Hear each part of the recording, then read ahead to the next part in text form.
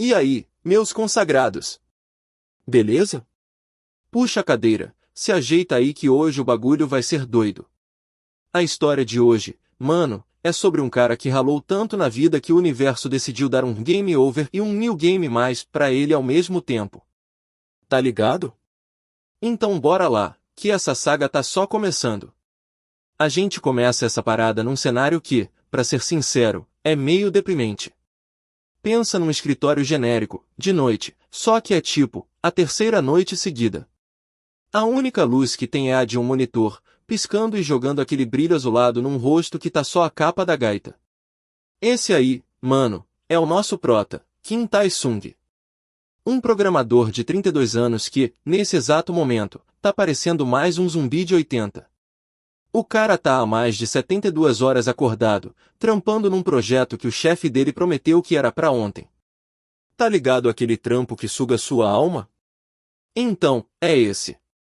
A mesa dele é um caos.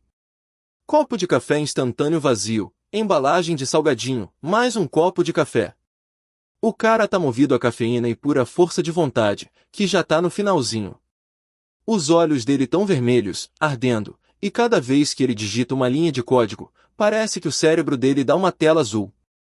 Ele tá exausto num nível que a gente nem consegue imaginar. O corpo todo dói, a cabeça lateja. Ele só queria uma coisa, uma única coisa, a cama dele. Mas não, né? Tinha que entregar o bendito do projeto. No meio desse sofrimento todo, ele tem um único escape. Do lado do código, numa aba minimizada, tá a salvação dele, um web novel. O nome? Crônicas do Morim Sangrento. Épico, né? É aquela história clássica de artes marciais, seitas demoníacas, seitas justas, e um protagonista que começa fraco e vira o Saitama do mundo antigo. Pra ele, ler aquilo era como respirar.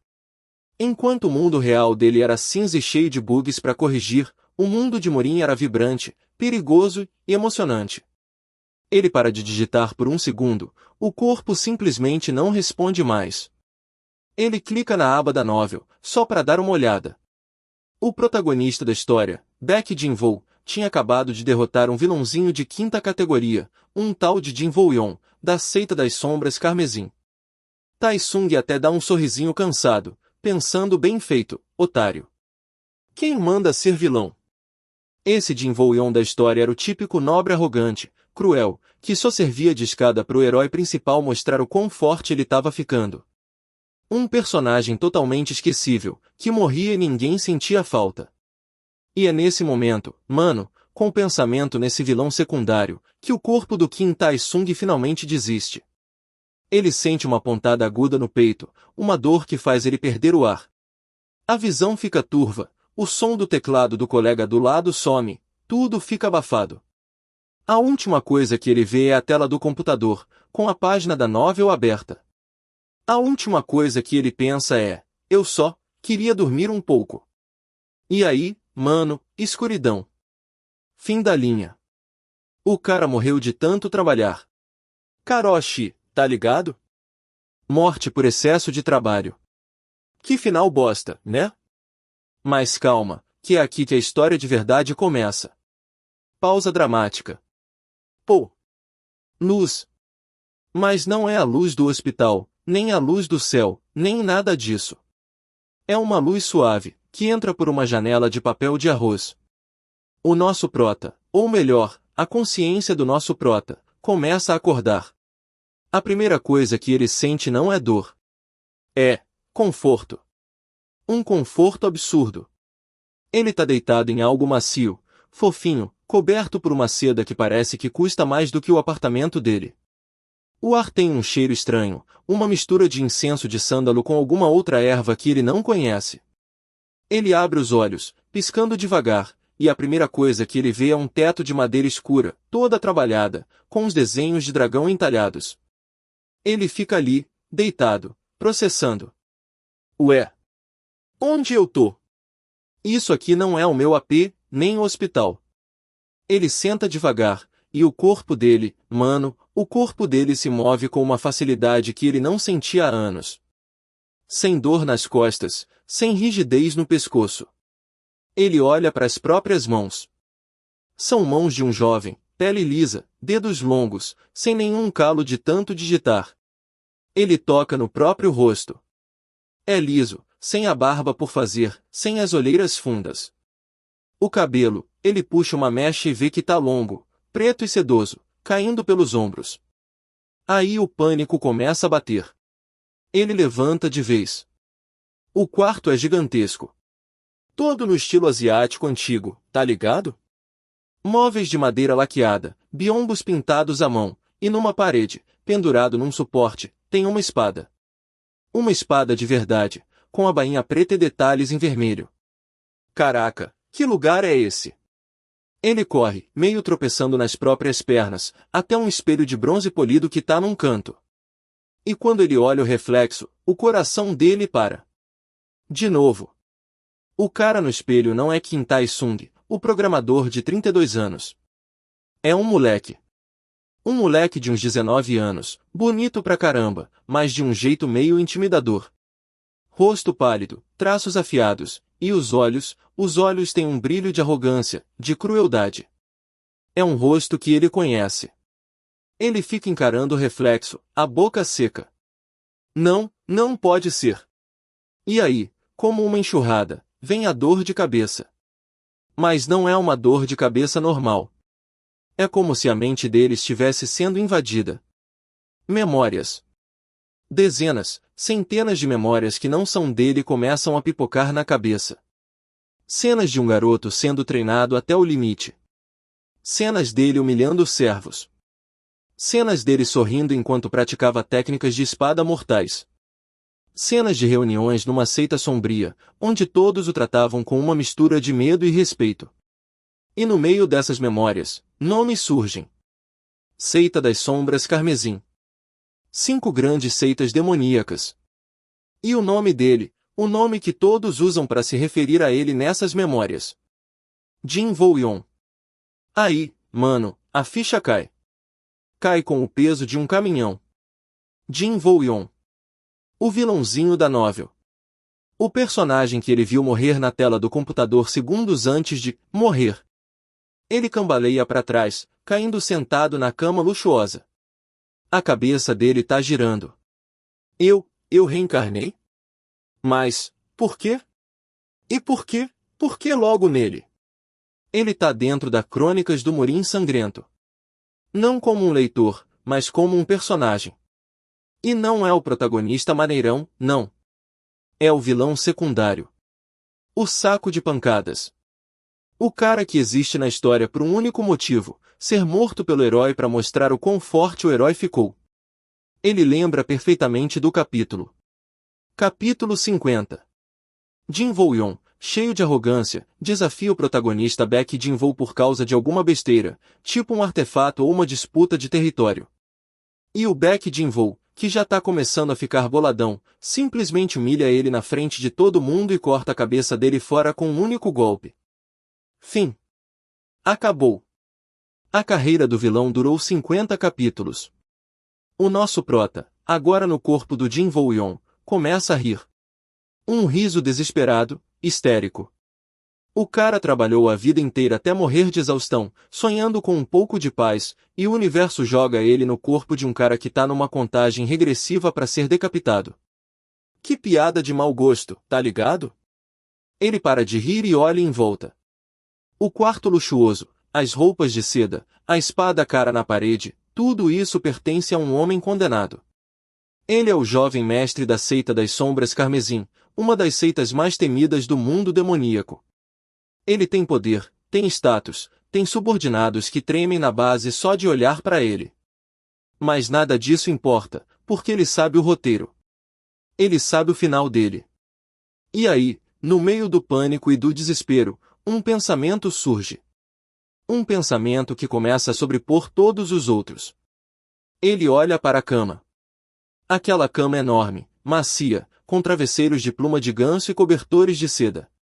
A cama que ele não teve tempo de aproveitar na vida passada. A cama que representa o descanso que ele nunca teve. Ele pensa na sua vida como Kim Tai-sung. Acordar às 6 da manhã, pegar transporte lotado, trabalhar 12, 14, 16 horas por dia. Comer mal, dormir pouco, viver estressado. Tudo pra quê? Pra morrer na frente de um computador. Agora ele tá aqui. Num corpo jovem e saudável. Num mundo de fantasia. Mas com uma sentença de morte na cabeça. Ele poderia tentar mudar o destino? Tentar ficar mais forte que o protagonista? Tentar fugir? Talvez. Mas aí ele olha para a cama de novo. E uma decisão, a decisão mais importante da sua nova vida, se forma na mente dele. Uma decisão que desafia toda a lógica daquele mundo de cultivo e poder. Ele se levanta, caminha lentamente até a cama, se joga nela com tudo e se afunda nos lençóis de seda. Ele fecha os olhos, respira fundo o cheiro de sândalo, e um suspiro de puro alívio escapa dos lábios dele. Eu vivi trabalhando até a morte, ele pensa, a voz mental dele soando exausta, mas ao mesmo tempo, determinada. Nesta vida, foda-se o protagonista, foda-se a seita, foda-se o destino. Eu só vou descansar. E com esse pensamento, o cara que acabou de reencarnar num dos mundos mais perigosos que existem, no corpo de um vilão com data marcada para morrer, simplesmente se aconchega, puxa o edredom até o queixo e apaga. Ele volta a dormir. Mano, imagina a cena. O jovem mestre cruel e ambicioso, Jin Woo-yeon, que deveria estar planejando sua próxima maldade, sua próxima conquista, tá lá, roncando que nem uma pedra. Um mundo de morim que se dane. Mas a gente sabe, né? O destino não é algo que você pode simplesmente ignorar, principalmente quando você é um personagem de web novel. O roteiro tá escrito, e o mundo não vai parar de girar só porque o nosso prota decidiu tirar uma soneca. A pergunta que fica é, por quanto tempo ele vai conseguir manter essa paz? O que vai acontecer quando a realidade bater na porta dele de novo? Porque, pode apostar, ela vai bater. E vai bater com força. No último capítulo, nosso prota, o programador Kim Tae-sung, bateu as botas de tanto trabalhar e acordou no corpo de um vilão de web novel, o tal do Jin Woo-yeon. E qual foi a primeira decisão executiva dele nessa nova vida cheia de perigos e artes marciais? Exatamente, tirar um cochilo. Gênio, né? Agora bora ver o que acontece quando o despertador biológico desse maluco finalmente toca. A cena começa com a mesma imagem, o nosso prota, agora com o rostinho bonito e arrogante do Jin Woo-yeon, esparramado na cama. Mas agora já é outro dia. Um raio de sol teimoso conseguiu passar pela fresta da janela de papel e tá batendo bem na cara dele. Ele resmunga, se vira pro outro lado, tentando fugir da luz. Ele tá naquele estado de sono gostoso, tá ligado? Aquele que você não quer largar por nada. Ele não sentia um sono tão bom, desde que ele se entendia por gente na vida passada. Só que, enquanto ele tá ali, meio acordado, meio dormindo, a cabeça dele começa a funcionar de um jeito estranho. Lembra daquelas memórias que invadiram a mente dele antes? Agora elas estão voltando, mas de forma mais organizada. É como se o cérebro dele tivesse passado a noite inteira desfragmentando o HD, tá ligado? E agora ele tá acessando os arquivos. Eita, que os arquivos são pesados, meu amigo. Ele começa a ver a vida do Jin Woo-yeon original como um filme. E que filminho de terror, viu? Ele vê o moleque, com uns 10 anos, sendo forçado pelo pai, o líder da seita das sombras carmesim, a treinar debaixo de uma cachoeira congelante. O pai dele falando que a fraqueza é um pecado e que ele precisa ser o mais forte para honrar o nome da família. Bagulho pesado, mó vibe pai do Gaara. Aí a cena muda. Ele vê o Jin Woo-yeon adolescente, já com aquela cara de poucos amigos, treinando com outros discípulos da seita. Um dos caras erra um movimento e o Jin Woo-yeon, sem nem piscar, quebra o braço do coitado. E ele fala algo tipo, incompetentes não merecem empunhar uma espada na minha presença. Caraca, o moleque era um cuzão, sério. Não tinha um pingo de empatia. Nosso prota, lá no fundo da mente, fica só assistindo a isso tudo horrorizado, pensando, mano, eu tô no corpo de um psicopata mirim. Aí vem a parte importante. O arquivo que explica o motivo do ódio dele pelo protagonista da novel, o Baek Jin-woo. Acontece que teve um grande torneio das seitas jovens, um tempo atrás. O Jin Woo-yeon, todo arrogante, achando que era o rei da cocada preta, chegou lá para humilhar todo mundo. E ele estava conseguindo, até que ele cruzou com o Baek Jin-woo. Naquela época, o prota da novel ainda não era o monstro que viraria depois, mas ele já era diferenciado. A luta dos dois, na memória, é intensa. O Jin Woo-yeon ataca com tudo, usando as técnicas sombrias e cruéis da seita dele. Mas o Baek Jin-woo, com uma calma irritante, só se defendia, se esquivava. Ele era da seita do Monte Celestial, uma seita justa, e o estilo dele era todo limpo, todo elegante. No final da luta, o Baek Jin-woo não só venceu, como ele venceu sem nem suar direito, e ainda soltou uma frase na frente de todo mundo, algo como: sua esgrima é cheia de aberturas e sua alma é vazia. Você não é meu oponente. Mano. A humilhação. Para um cara orgulhoso como o Jin Woo-yeon original, isso foi pior que a morte. Foi ali que a semente do ódio foi plantada. Ele jurou que ia destruir o Baek Jin-woo e tudo que ele representava. E foi essa obsessão que levou ele direto para a cova. E aí, como um grande finale nesse cinema mental, a memória mais crucial de todas se desenrola. A cena do capítulo 50. Nosso prota vê tudo em primeira pessoa agora. Ele, como Jin Woo-yeon, encurrala o Baek Jin-woo numa floresta. O Jin Woo-yeon tá com um sorrisinho de vilão de filme B, falando um monte de groselha, tipo hoje você vai pagar pela humilhação, seu desgraçado. Só que o Baek Jin-woo do capítulo 50 não é mais o mesmo do torneio. O cara tá diferente. A aura dele é pesada, o olhar é frio como gelo. Ele passou por um monte de perrengue, ficou mais forte, absorveu uns elixires doido lá, o roteiro favoreceu ele, né, Morris? Enquanto Jin Woo-yeon tava lá, parado, curtindo a própria maldade, o Baek Jin-woo nem responde. Ele só puxa a espada. O Jin Woo-yeon da memória até ri, achando que vai ter uma luta épica. Ele avança, a espada dele brilhando com uma energia negra, e é aí que acontece. Num piscar de olhos, num único movimento, a visão do nosso prota gira. Ele vê o próprio corpo, sem cabeça, caindo no chão. E a última imagem é o rosto sereno do Baek Jin-woo guardando a espada, sem nenhuma gota de sangue nela. Limpo. Rápido. Humilhante. E pá! One shot!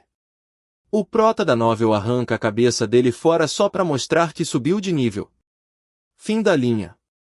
Nosso prota acorda de vez com um pulo, o coração batendo a 1000 por hora. Ele tá suando frio. Aquilo não foi um sonho, não foi uma lembrança de leitura. Foi real. Ele sentiu o vento da lâmina no pescoço. Ele viu a própria morte pelos olhos do personagem. Caralho, ele sussurra, a voz rouca. Ele senta na cama, olhando pro nada, processando a parada toda. Então é isso, meu destino é virar um ponto de experiência pro protagonista. Eu sou só um NPC de quest, um mob que dropa o item de satisfação do leitor. O desespero bate forte. Ele olha para as próprias mãos de novo. Mãos de um jovem mestre, de um artista marcial talentoso, um talento que só serviu para levá-lo à morte. Ele poderia treinar? Tentar ficar mais forte que o Baek Jin-woo? Ele lembra do esforço do Jin Woo-yeon original. O cara treinava dia e noite, era um gênio cruel, e mesmo assim, foi varrido do mapa como poeira. Como ele, um programador sedentário, ia conseguir superar isso? Ele balança a cabeça. Não.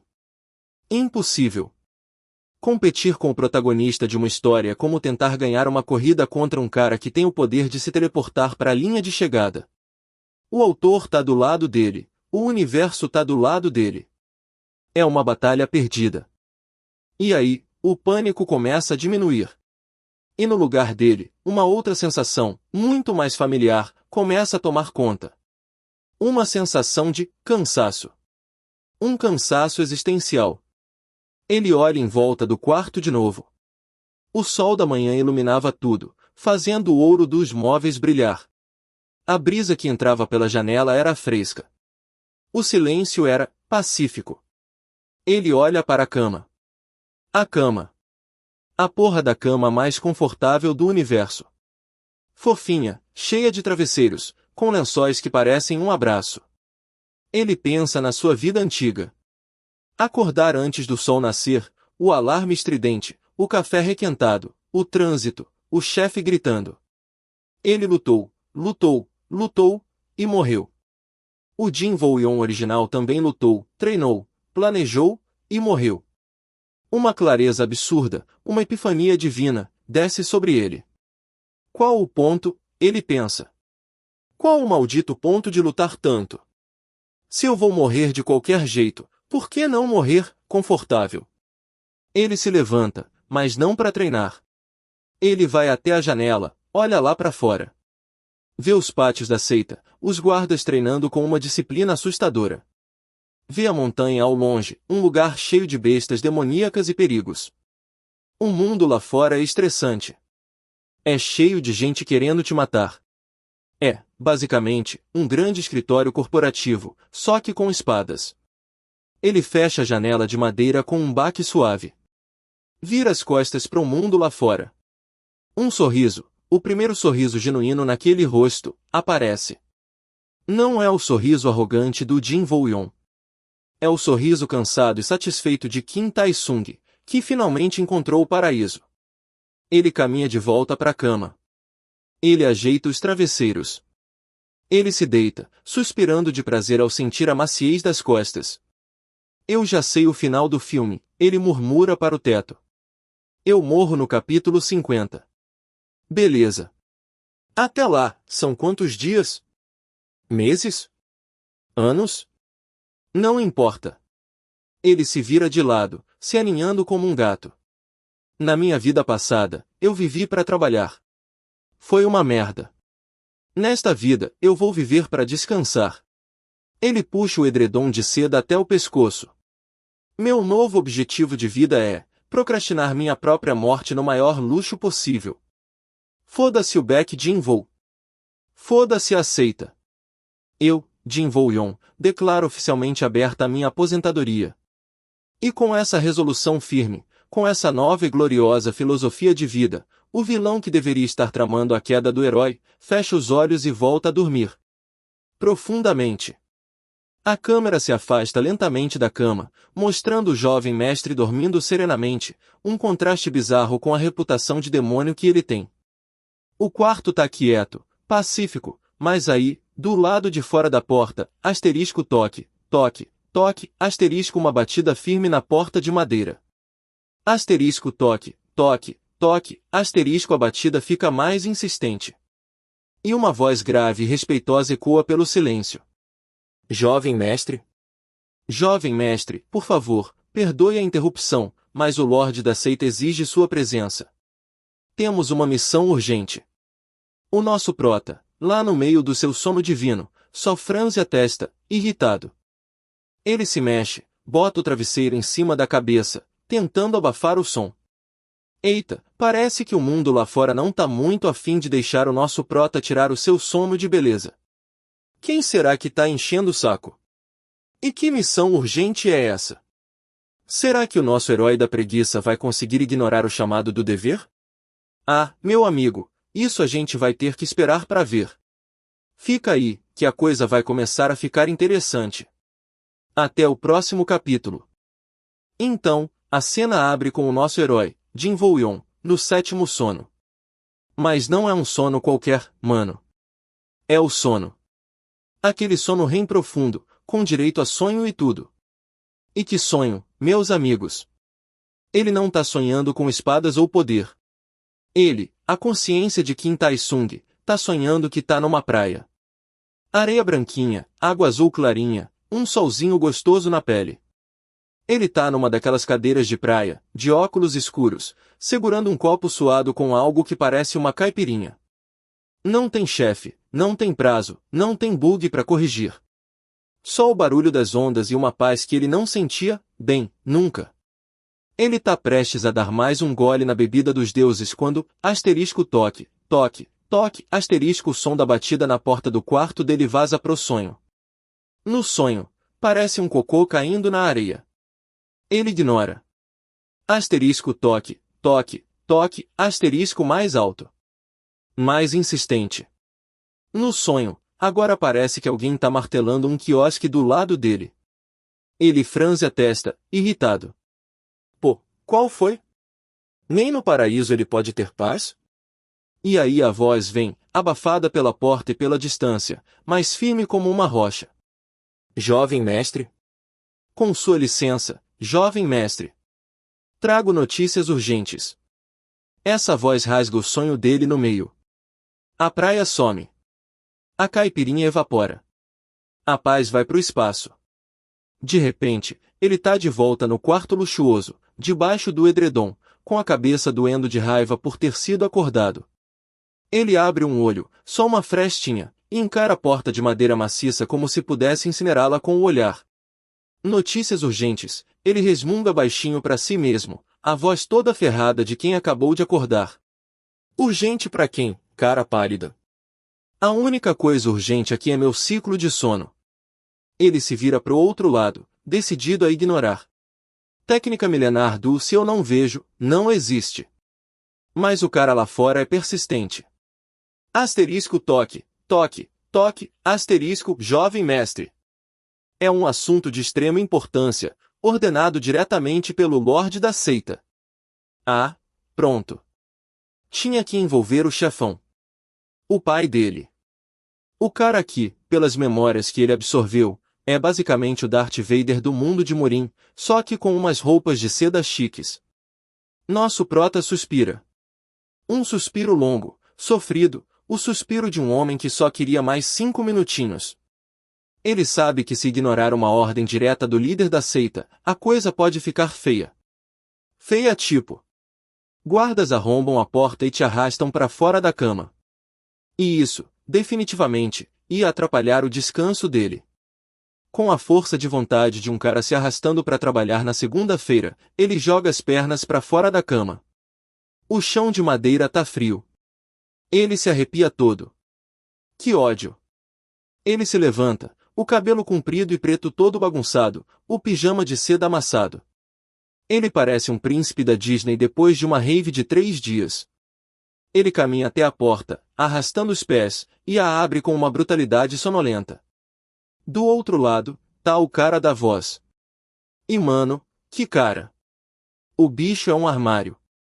2 metros de altura, ombros mais largos que a porta, e uma cara de poucos amigos que faria um pitbull atravessar a rua. Ele tá vestido com o uniforme negro dos guardas de elite da seita das sombras carmesim, e nas costas dele tem uma espada que parece mais um poste. Esse aí, nosso prota reconhece das memórias, é o Mok'Dan. O subordinado mais leal e mais forte do Din Voyon original. O braço direito, o pau para toda a obra, basicamente, o gerente de projetos do Mal Mok'Dan, ao ver a porta se abrir, imediatamente se curva num ângulo de 90 graus. Uma reverência perfeita, cheia de respeito e um pouquinho de medo. Jovem mestre! Perdoe minha ousadia em perturbar seu descanso. Nosso prota só fica ali, encarando o topo da cabeça do cara, piscando lentamente. A mente dele, ainda meio grogue, tá processando a cena. Certo, armário gigante, meu subordinado, quer alguma coisa, que preguiça. Ele boceja. E não é um bocejo pequeno, discreto. É aquele bocejo. Um bocejo que vem da alma, que estala a mandíbula e faz os olhos lacrimejarem. Um bocejo que diz eu preferia estar em coma ter essa conversa agora. Mok'Dan ouve o bocejo e fica ainda mais tenso, achando que o jovem mestre tá irritado com a interrupção. Ele continua curvado, sem coragem de levantar a cabeça. Jovem mestre, o Lorde nos concedeu uma missão de grande honra. A oportunidade que esperávamos para mostrar o poder de nossa seita. Aí ele finalmente levanta a cabeça. Os olhos do Mok'dan tão brilhando. Brilhando de fanatismo, de sede de poder. Ele tá empolgadaço. Informações chegaram. Uma pequena aldeia nas fronteiras do território da seita da Lâmina Justa, eles estão protegendo um artefato antigo. O orbe do espírito da montanha. Dizem que ele pode purificar e ampliar o ki de um cultivador em 10 vezes. Enquanto Mok'dan fala, todo animado, parecendo um vendedor de Polishop anunciando uma faca Ginsu 2000, a mente do nosso prota dá um estalo. Orbe do espírito da montanha, aldeia. Seita da lâmina justa. Ele já ouviu essa história antes. Ele congela. É a missão. A porra da missão do capítulo 5. Na novel original, essa missão é o ponto de virada. É o começo de toda a merda. O Jin Woo-yeon, na sua arrogância, lidera o ataque. Ele massacra a aldeia, mas na hora de pegar o orbe, quem aparece para defender os inocentes? Sim, ele mesmo. O protagonista com P maiúsculo, Baek Jin-woo, que por uma coincidência do destino, estava passando por ali. Os dois se enfrentam. O Jin Woo-yeon consegue ferir o Baek Jin-woo e roubar o orbe, mas o Baek Jin-woo sobrevive e jura vingança. É essa missão que acende o pavio da rivalidade que culmina na decapitação do capítulo 50. O nosso prota tá ali, parado, e na cabeça dele tá passando um filme em fast forward, ele indo pra aldeia, lutando, se estressando, trombando com o protagonista, começando uma briga que ele já sabe que vai perder no final, tudo isso por causa de uma bolinha brilhante. Mokdan, sem perceber o curto-circuito mental do chefe, continua sua arenga. Esta é a nossa chance, jovem mestre. Com o orbe, seu cultivo vai disparar. Você poderá finalmente superar aquele verme do Baek Jin-woo. Vamos invadir ao anoitecer, pegar o artefato e não deixar testemunhas. Sua liderança será crucial para esmagar qualquer resistência. Ele tá praticamente vibrando, a mão já no cabo da espada, pronto para ir fatiar uns aldeões. O nosso prota, Jin Woo-yeon, pisca uma vez. Pisca duas. Ele olha para o Mokdan, com seus olhos brilhando de fervor assassino. Depois ele olha por cima do ombro do Mokdan, para dentro do seu quarto. Ele vê a cama. A caminha dele. Fofa. Quentinha. Convidativa. O santuário da paz. Ele olha de volta para o Mokdan. A cara de vamos tocar o terror. Depois pra cama. A cara de vem dormir, neném. Mokdan. Cama. Mokdan. Cama. A decisão mais difícil da vida dele. Durou uns 3 segundos. Ele olha para o Mokdan, a cara mais neutra e entediada do mundo, e fala, com a voz ainda meio rouca de sono, ah, legal. Mas, tô meio cansado, sabe? Pausa. Silêncio. O cérebro do Mokdan para de funcionar. Deu tela azul. O que ele ouviu? Cansado? O jovem mestre Jin Woo-yeon? O cara que uma vez lutou por 3 dias seguidos sem dormir só para provar um ponto? O demônio em forma de homem que via violência como um passatempo? Cansado? Nosso prota, vendo a cara de tacho do subordinado, continua, como se fosse a coisa mais óbvia do mundo. Pois é dormir mal dor nas costas. Acho que é o tempo. Então é o seguinte. Ele aponta com o queixo pro grandalhão. Você vai no meu lugar. Leva os caras, pega o negócio aí, e tenta não fazer muita bagunça. Ah, e me traz um chá quando voltar. Tô precisando.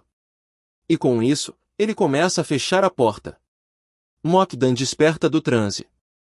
O choque inicial vira pânico. Jovem mestre, espere, ele praticamente grita, colocando a mão na porta para impedir que ela se feche. O que o senhor quer dizer com eu vou no seu lugar?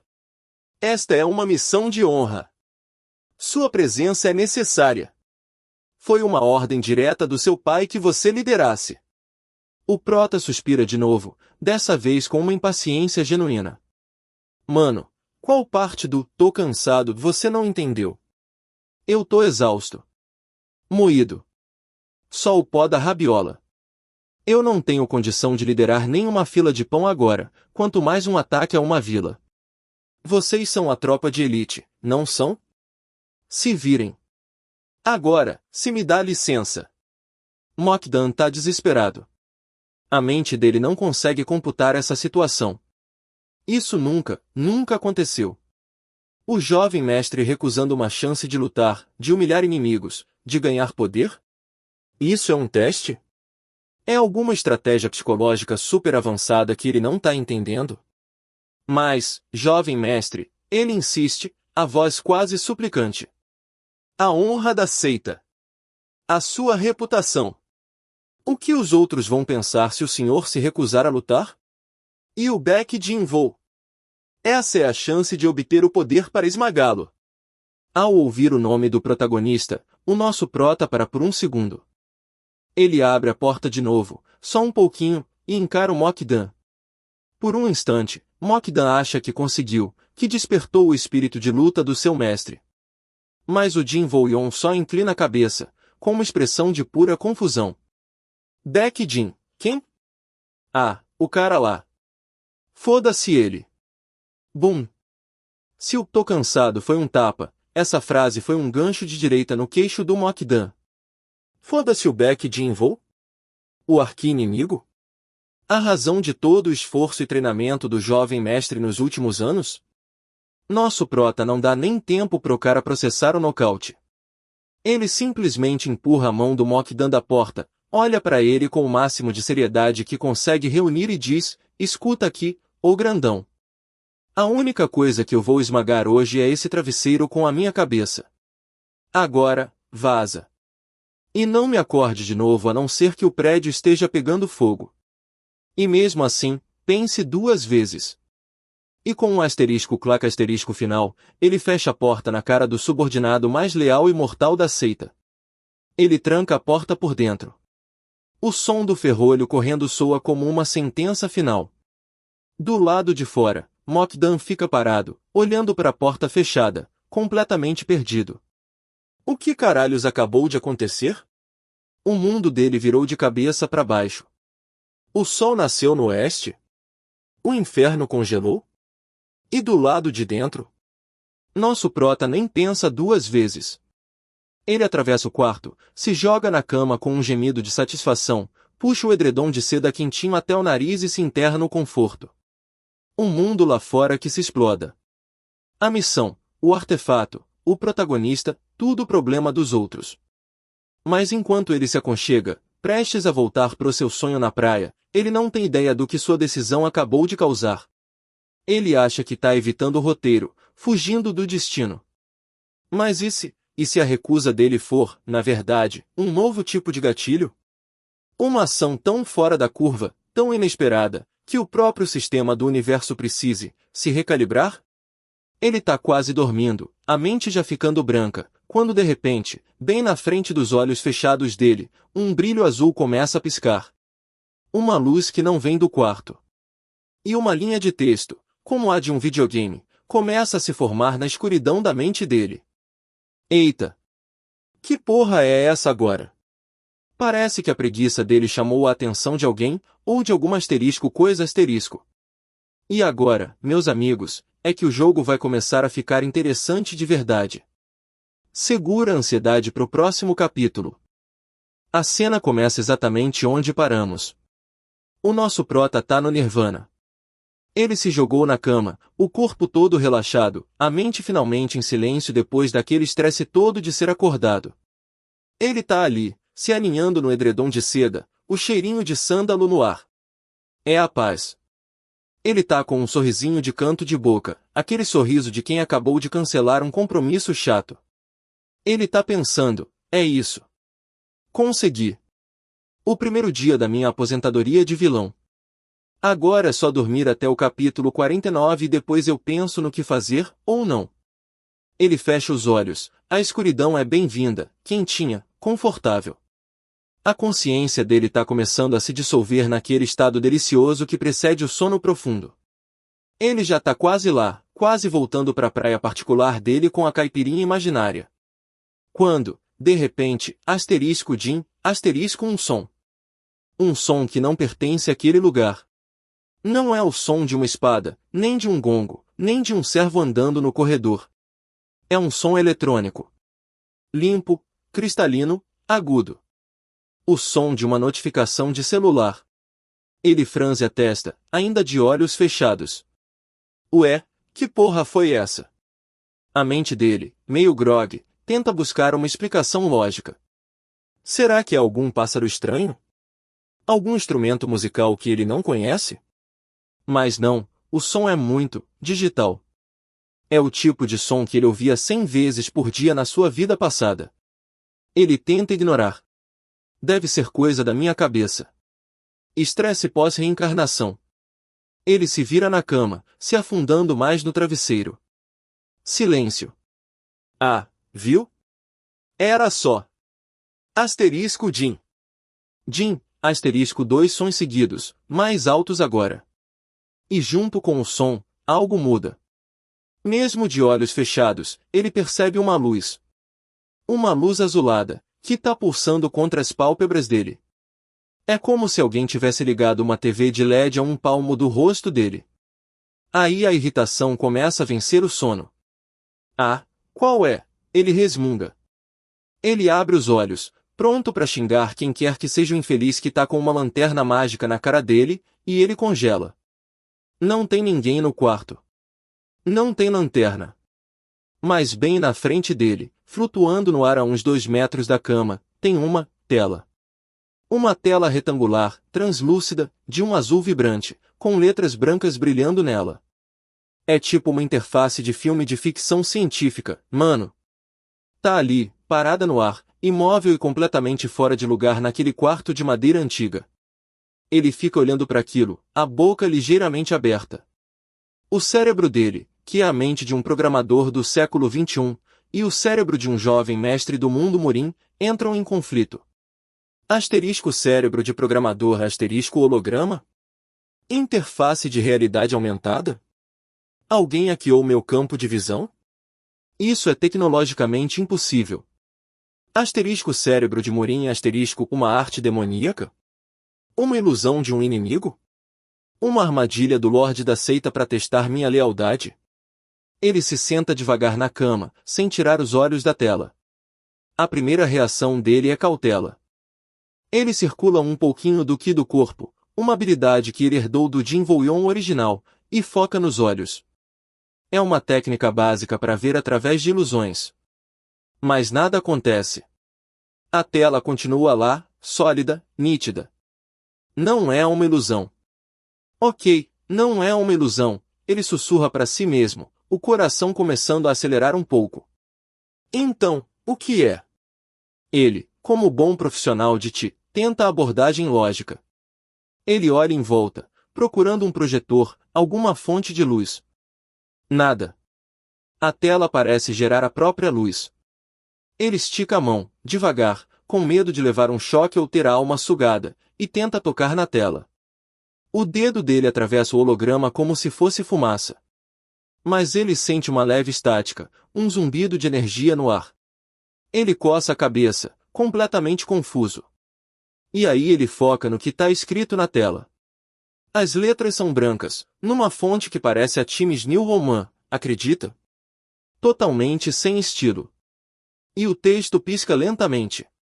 Nosso prota lê aquilo e o queixo dele cai no chão. O quê? Como assim? Aquela coisa, leu a vida dele?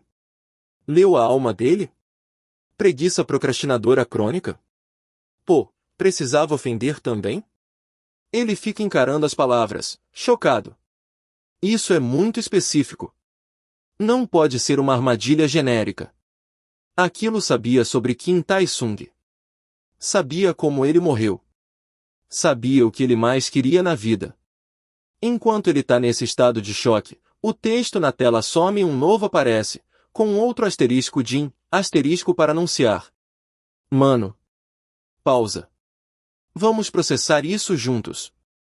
Nosso prota fica lendo e relendo essa última frase. Ele esfrega os olhos.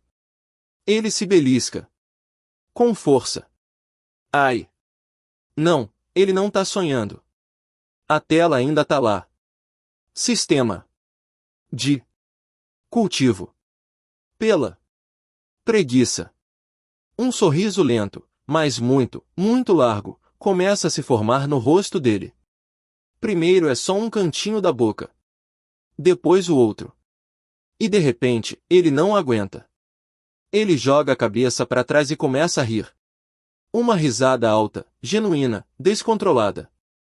Uma risada de puro alívio e incredulidade. Ele ri tanto que a barriga dói, lágrimas começam a escorrer pelo rosto dele. Não é possível, ele grita no meio da risada. Não pode ser. Existe isso? Existe um Deus da preguiça e ele me abençoou. Na sua vida passada, ele leu centenas de webnovels. Tinha sistema de tudo que é tipo.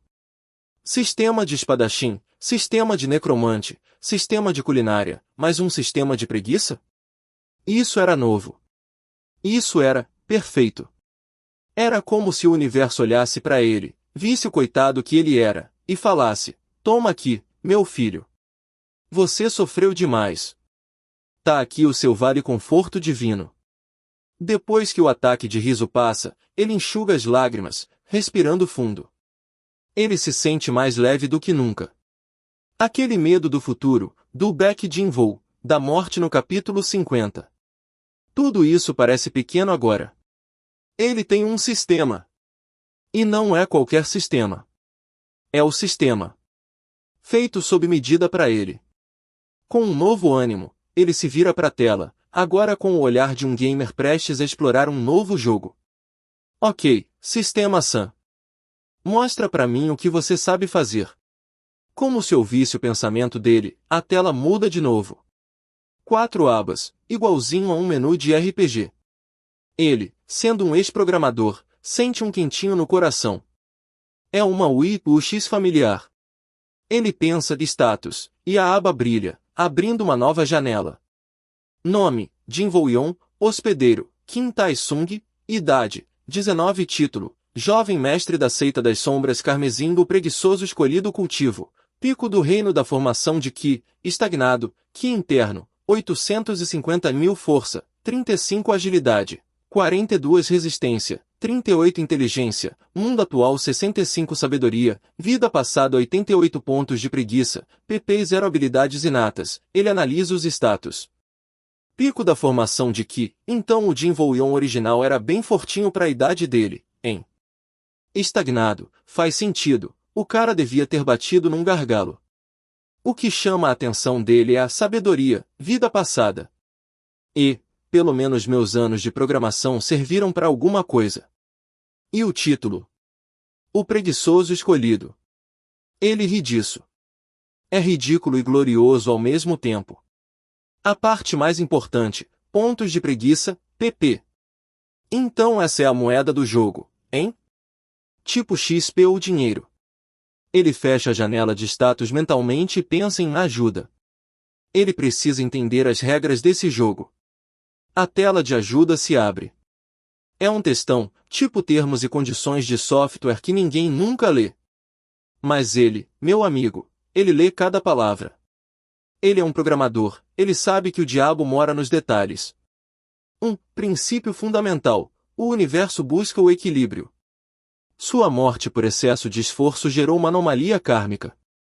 Este sistema foi criado para corrigir essa anomalia, recompensando a inatividade e punindo a produtividade.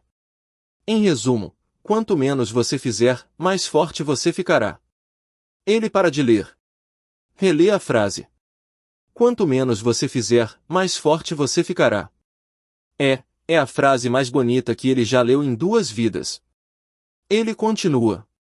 2 pontos de preguiça, PP a moeda universal do sistema.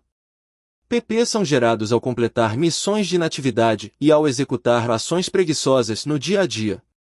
Exemplos de ações preguiçosas que geram PP: bocejar, mais 0,1 PP, tirar um cochilo não planejado, mais 5 PP, delegar uma tarefa com sucesso, mais 10 PP, encontrar uma desculpa para não se levantar, mais 2 PP. Ações que consomem PP: penalidades realizar esforço físico desnecessário, menos 5 pp, se voluntariar para uma tarefa, menos 20 pp, treinar artes marciais deliberadamente, menos 100 pp por hora, mostrar iniciativa, menos 50 pp. Nosso prota arregala os olhos. Caraca! Então eu já ganhei 10 pp quando mandei o Mokdan ir no meu lugar. Ele se sente um gênio. Um gênio da vadiagem. O sistema literalmente pune o esforço. Se ele tentasse treinar como o Jinvou Yon original, ele ia ficar mais fraco. Que sistema maravilhoso! 3 missões de inatividade, missões principais fornecidas pelo sistema com recompensas significativas. As missões sempre envolverão evitar trabalho, esforço ou responsabilidade. A dificuldade da missão é proporcional à pressão externa para que você haja. 4. Loja do sistema. Utilize seus pontos de preguiça, PP, para comprar habilidades, técnicas, elixires, artefatos ou até mesmo desculpas perfeitas para evitar situações indesejadas. Loja. Ele pensa em loja e a janela pisca, mas uma mensagem aparece. Ah, ok, faz sentido. Tenho que farmar os pontos primeiro. Ele volta pro guia. 5. Habilidades passivas. O sistema pode conceder habilidades que funcionam automaticamente, maximizando sua eficiência preguiçosa. Ele termina de ler e fica ali, flutuando numa nuvem de felicidade. É real. É funcional. Tem regras claras. E todas as regras são a seu favor. É a utopia de qualquer procrastinador. Ele respira fundo, sentindo o poder da situação. Ele não precisa mais ter medo do back de invol. Ele não precisa fugir. Ele só precisa fazer nada. Literalmente. O caminho dele para o poder não é uma montanha íngreme de treinamento e sofrimento. É um colchão de plumas, um sofá confortável, uma rede na varanda. Com o coração cheio de alegria, ele fecha a janela de ajuda e foca na aba Missões. Ele pensa nela com força. Bora lá! Qual o meu primeiro trabalho? Ou melhor, meu primeiro não trabalho. A aba de missões brilha e uma nova janela se abre, ocupando todo o campo de visão dele. Asterisco DIN, asterisco título da missão, o primeiro passo da jornada preguiçosa objetivo, evitar sair da cama pelas próximas 24 horas. Condições, sair da cama por qualquer motivo resultará em falha imediata da missão. Ser forçado a sair da cama por terceiros também resultará em falha. Suas necessidades biológicas básicas, fome, sede, banheiro, serão suprimidas pelo sistema durante a duração da missão para facilitar a conclusão. Recompensa por sucesso, mais 10 pontos de Ki direto na base de cultivo. Nova habilidade passiva. Mais 50 pontos de preguiça, PP. Penalidade por falha, menos 50 pontos de Ki. Título temporário, o fracassado inquieto. Bloqueio de novas missões por 7 dias. Nosso prota lê a missão e quase chora de emoção. A primeira missão dele é exatamente o que ele ia fazer de qualquer jeito. Ficar na cama por 24 horas? Mano, ele faria isso de graça. Ele faria isso por 72 horas se deixassem. E ainda por cima, o sistema cuida das necessidades biológicas. Ou seja, ele não precisa se preocupar em levantar para comer ou ir no banheiro. É o serviço de quarto mais perfeito da história. E a recompensa? Mais 10 de Ki. Pode não parecer muito, mas ele sabe, pelas memórias do Jin Woo-yon, que um discípulo normal da seita precisa meditar por uma semana inteira, sem parar, para conseguir refinar essa quantidade de Ki. Ele vai conseguir isso, dormindo. E a habilidade? Respiração preguiçosa. Ele não sabe o que é, mas o nome já é promissor. Provavelmente algo que o ajuda a ficar mais forte enquanto descansa. Ele olha para os botões aceitar e recusar. Ele olha para o botão recusar e ri. Quem no universo recusaria isso? Com toda a convicção de 2 vidas, ele foca sua mente, sua alma, todo o seu ser, no botão brilhante. Aceitar. Aceitar. Aceitar com louvor e glória. O botão brilha intensamente, e a tela pisca com um texto verde. A tela do sistema se desvanece no ar, deixando apenas um pequeno cronômetro translúcido no canto do seu campo de visão, que só ele pode ver. Nosso prota, Jin Woo-yon, sente uma onda de calma tomar conta do seu corpo. A leve fome que ele estava começando a sentir desaparece. A vontade de ir ao banheiro, também. Ele se sente perfeitamente contente. Com um suspiro que é a mais pura expressão de felicidade, ele se deita de novo. Ele se ajeita, encontra a posição perfeita, puxa o edredom até o queixo e fecha os olhos. Lá fora, o mundo de Morim continua a girar. Mokdan, do outro lado da porta, depois de um longo período de crise existencial, finalmente toma uma decisão: ele vai liderar o ataque à aldeia. Ele vai cumprir a missão, mesmo sem seu mestre. Talvez, ele pensa, essa seja a verdadeira prova. Talvez o jovem mestre queira que ele prove seu valor sozinho. Com o coração pesado e a mente confusa, ele reúne os homens e parte para a missão que, sem que ele saiba, o colocará em rota de colisão direta com o protagonista da história. Mas o nosso herói não sabe de nada disso. E se soubesse, não se importaria. Ele está seguro, quentinho, e com uma missão divina a cumprir. Uma missão de fazer absolutamente nada.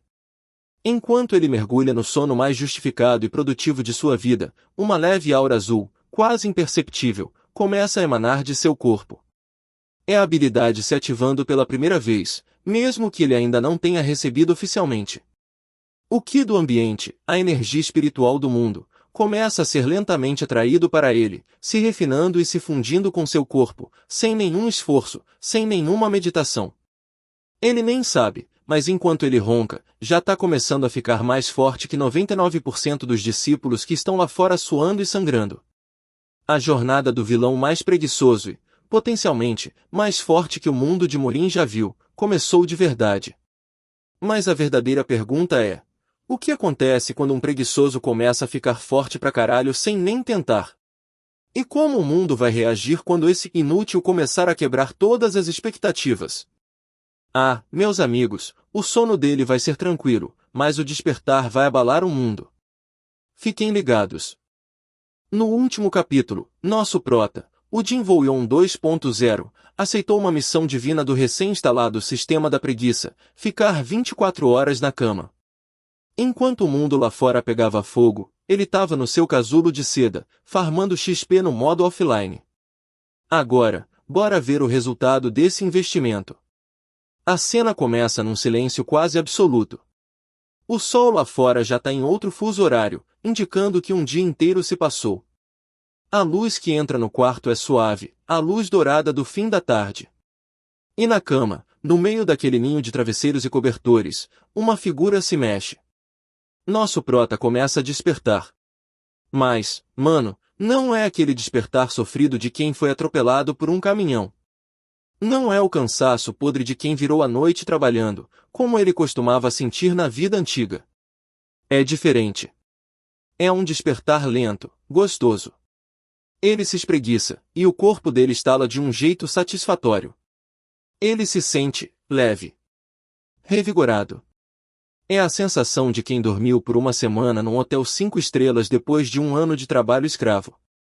Ele se sente mais vivo, mais limpo por dentro, do que em qualquer momento das suas duas vidas. Caraca, ele sussurra, a voz clara, sem o ranço de quem acabou de acordar. Que sono foi esse? Ele se senta na cama, e a primeira coisa que nota é que não tem dor nas costas, não tem torcicolo, não tem nada. Ele se sente ótimo. Ótimo pra caralho. E é nesse momento que o som familiar ecoa na mente dele. Asterisco de Yin, asterisco um som longo e triunfante, como se ele tivesse passado de fase num jogo.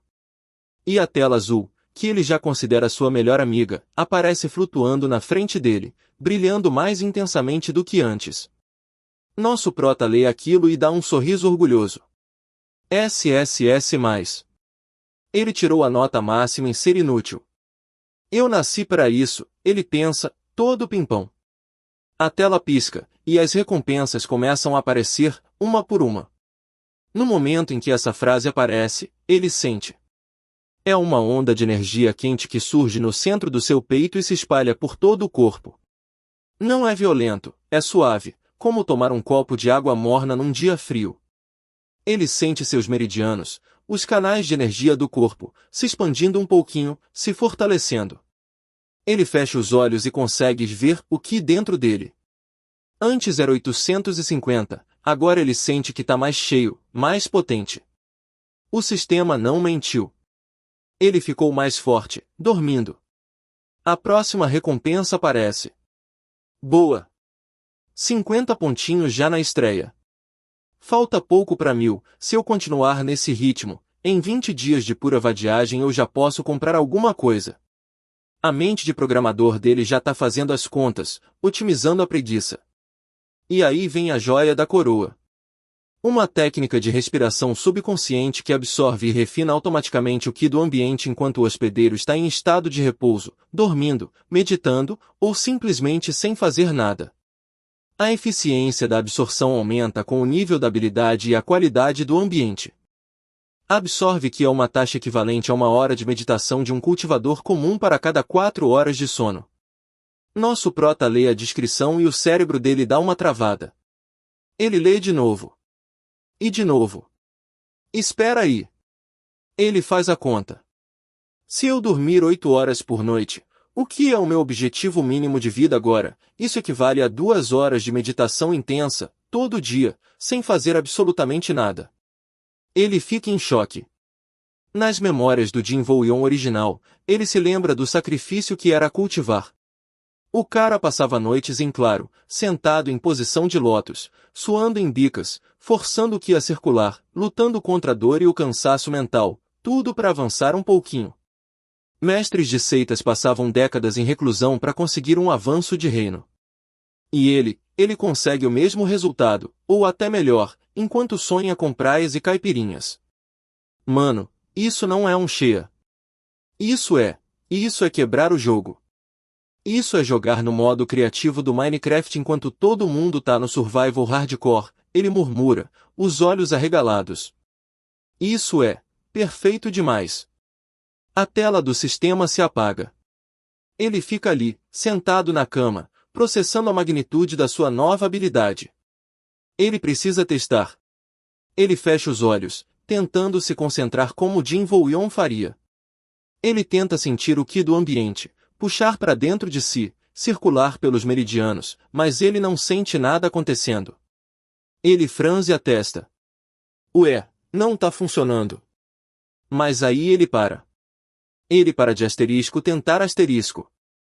Ele simplesmente relaxa, respira fundo e não faz nada. E no momento em que ele para de se esforçar, ele sente. É sutil. Uma corrente minúscula de energia, como um fio de seda invisível, está sendo puxada do ar do quarto e entrando por seus poros, pela sua respiração. Ela flui para o seu núcleo espiritual de forma lenta, constante e automática. Ele não precisa fazer nada. O corpo dele está fazendo tudo sozinho. Se a cultivação do Jin Woo-yeon original era como tentar baixar um arquivo de 10 GB com internet discada, tendo que tentar novamente toda hora, a dele agora é uma conexão de fibra ótica de 1 GB, baixando em segundo plano enquanto ele assiste Netflix. Ele abre os olhos, e a expressão dele é de pura, absoluta e transcendental felicidade. Ele descobriu o sentido da vida. E o sentido da vida é ser preguiçoso. Mas a felicidade de pobre, a gente sabe, dura pouco. Asterisco creche, asterisco um barulho alto vem do lado de fora do quarto. Um barulho de algo pesado caindo, seguido de um gemido de dor. O som corta a paz do quarto como uma faca. Nosso prota pula de susto. Que porra é essa? O instinto inicial dele é correr para ver o que aconteceu. Mas aí ele para. Não. Calma. Missão nova, não se meter em problema dos outros. Ele se ajeita na cama, pronto para ignorar. Mas aí ele ouve passos se arrastando. Passos pesados, irregulares.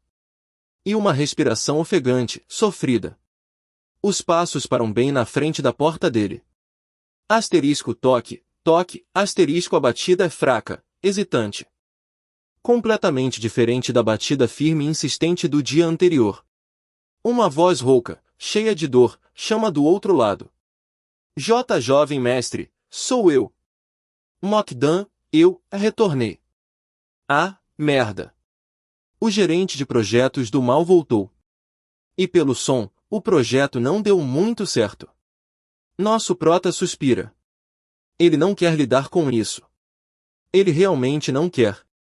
Ele pensa em fingir que tá dormindo. Mas a curiosidade, a maldita curiosidade que ele herdou de Kim Tai-sung, fala mais alto.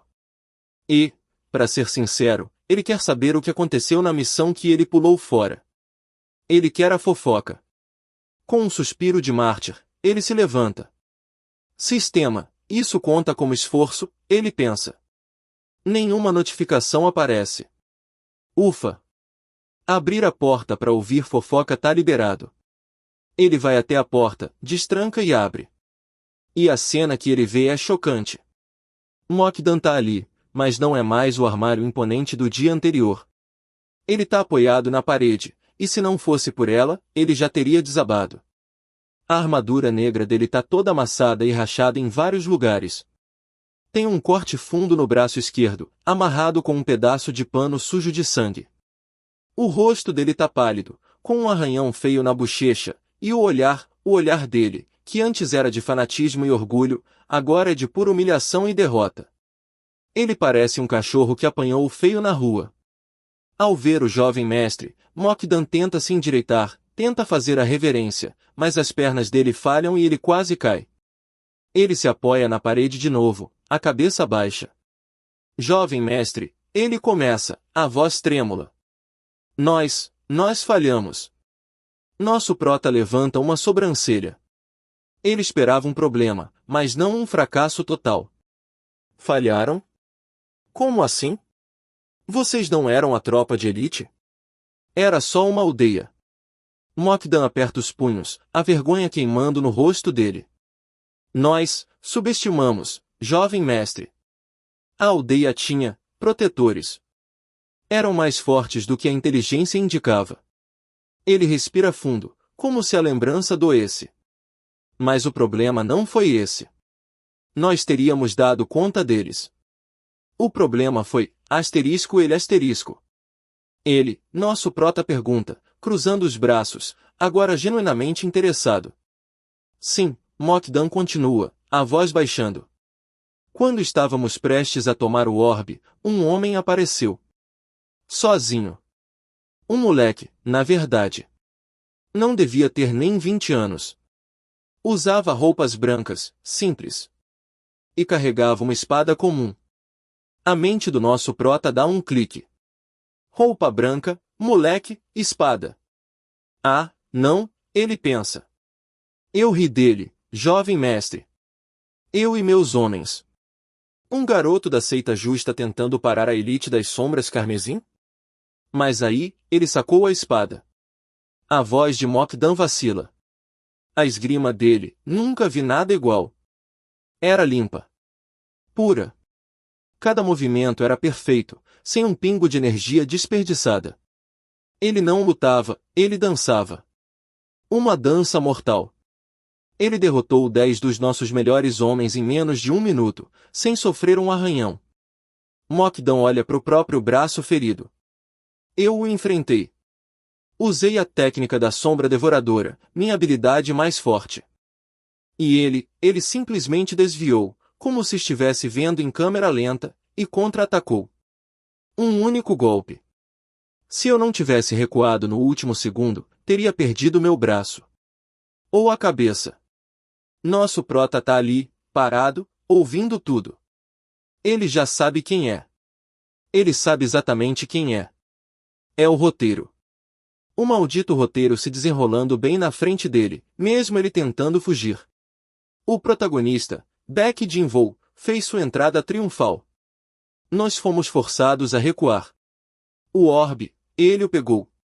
Nós falhamos. A culpa é minha, jovem mestre.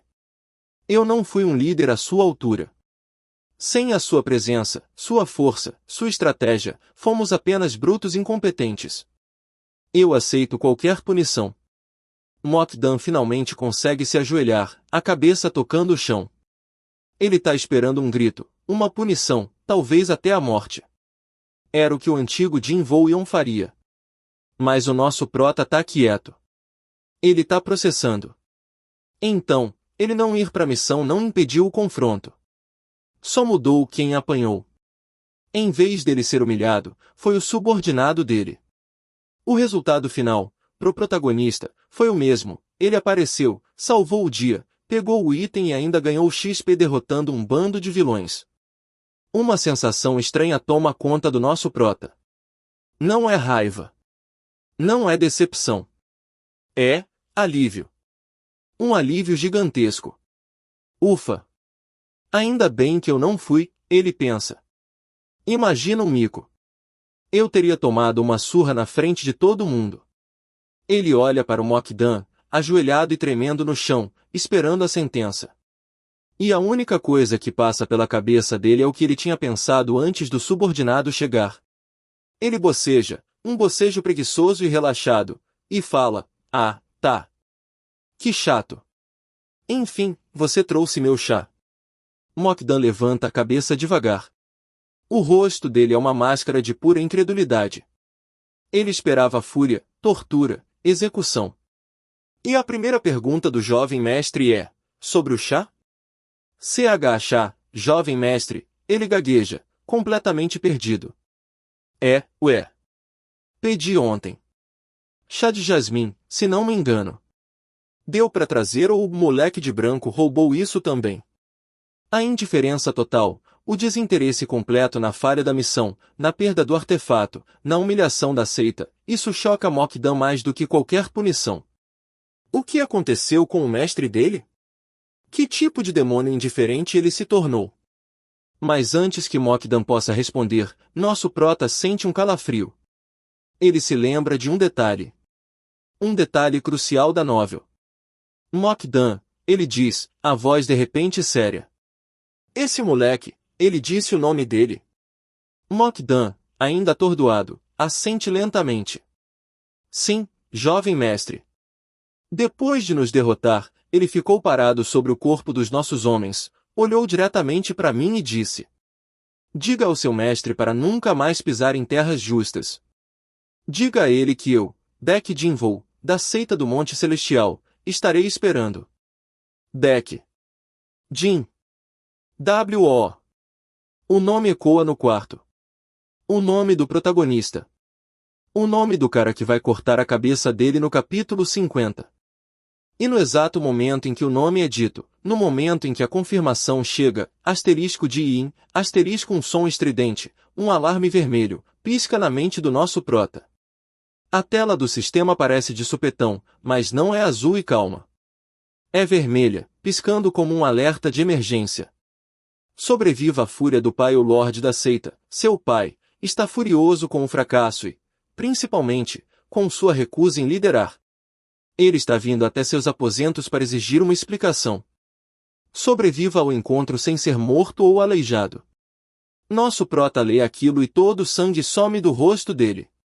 O conforto, o alívio, a felicidade, tudo evapora. O coração dele dispara. 3 minutos. O chefão final da seita demoníaca, o pai psicopata dele, tá vindo tirar satisfação.